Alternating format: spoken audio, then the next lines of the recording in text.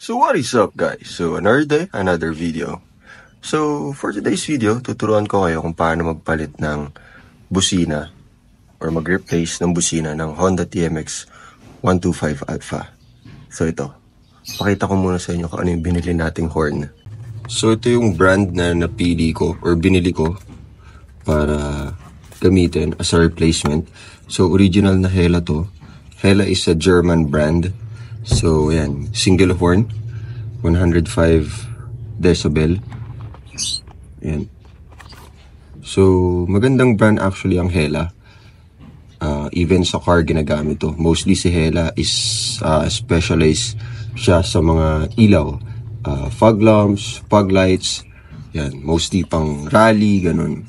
So yan. Open natin. So yan, sa Shopee ko pala to binili.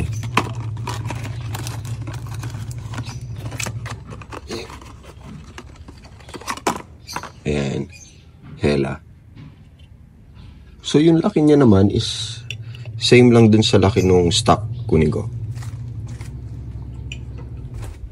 Ayan. Same lang yung laki. Pati yung itsura. Yung branding lang. Ito kasi kalakalawang na eh. Gumagana pa naman kaso kalakalawang na. Ang pangit tignan, isipin mo nandyan sa harap mo, ang linis ng TMX mo, tapos kalakalawang. Ayan, nakaganyan din oh. Kaya bumili ako. Ayan. So, yun. Technically, yung gagamitin nyo lang pag magbabaklas is 10mm. Best way to remove or pagka magtatanggal ka, is tanggalin mo to para mas madali kaysa sungkit-sungkitin mo na prone sa gas-gas. So yun, dito gagamitan mo lang siya ng dalawang 10mm kasi M10 yung bolt dyan.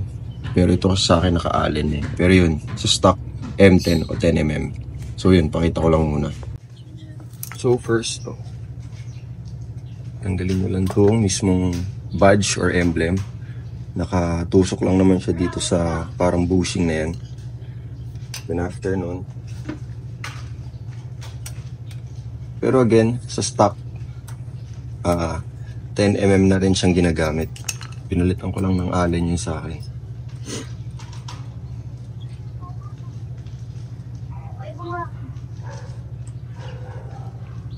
So kung gusto niyo mas mabilis na paraan pagka magkakabit o magpapalit, ayan, pwede niyo naman dukutin, walang problema kaso masyadong masikip. So para sa akin, tanggalin na lang. Ganun din eh. Isang baklasa na lang. Pero again, it's still up to you kung paanong diskarte gagawin mo.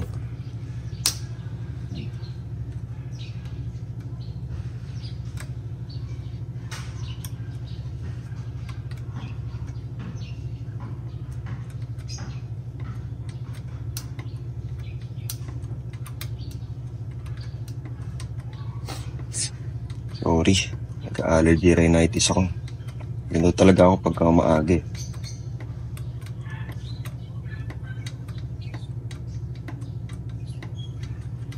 Ayun, balikan ko kayo pagka nabaklas na. So yan, nabaklas natin. Tapos, naka-powder coat na nga pala to. Gloss black. Tapos, gagamitin nating bracket is yung stock pa rin. Pina-powder coat ko na rin. Para hindi nakalawangin agad. Tapos CNC na bolt, M8 na to, tapos M10 na. I mean M10 pa rin to pero yung ulo is 8mm. Baklasin ko lang tong stock. I mean yung nakakabit dito sa Hella.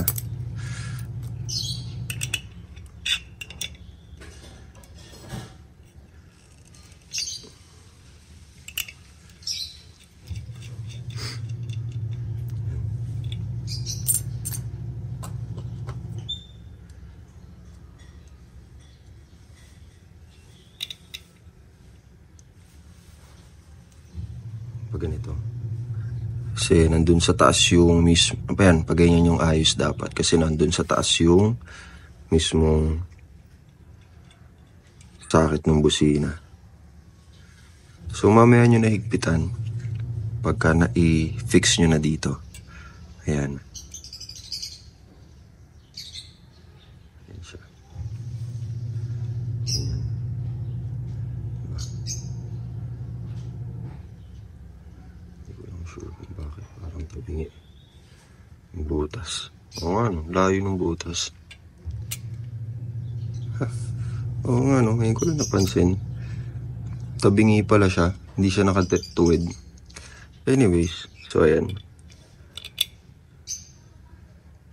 Tapos, nut sa likod. Kulit, ngayon ko lang napansin, hindi pala siya tuwid. Ayan.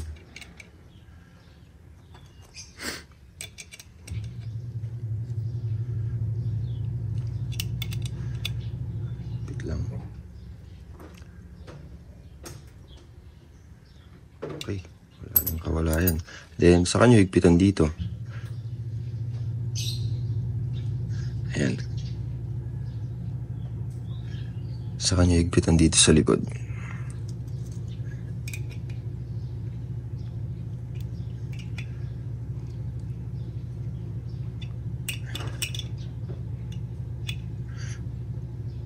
So, yun lang pala difference niya sa stock. Kasi dun sa stock, merong parang stopper. Yun yung function nito. Para hindi siya gumalagulo. Pero pag mahigpit naman na yan, hindi na yan gagalaw. So, yan. Higpitan lang ulit. Okay, mahigpit na. So, ano siya. So, yun. Babalik nyo na lang ulit siya dun sa mismong motor. So, pakita ko lang ulit. Once na naikabit ko na. Tapos, testing din natin.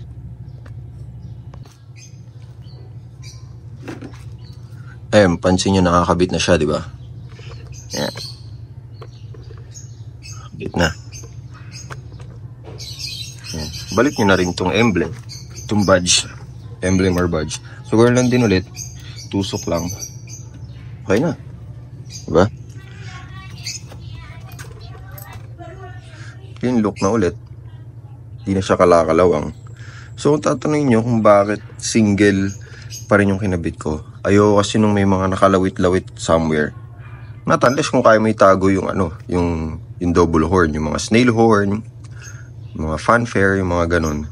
Sige, okay lang. Pero sa liit niyan, hindi mo siya may tatago eh. Ayan.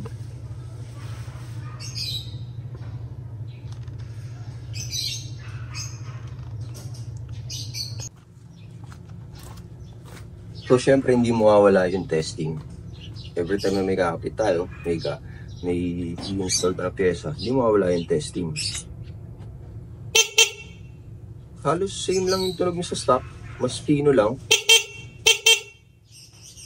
Same na same. Halos lang, halos hindi mo maririnig yung difference.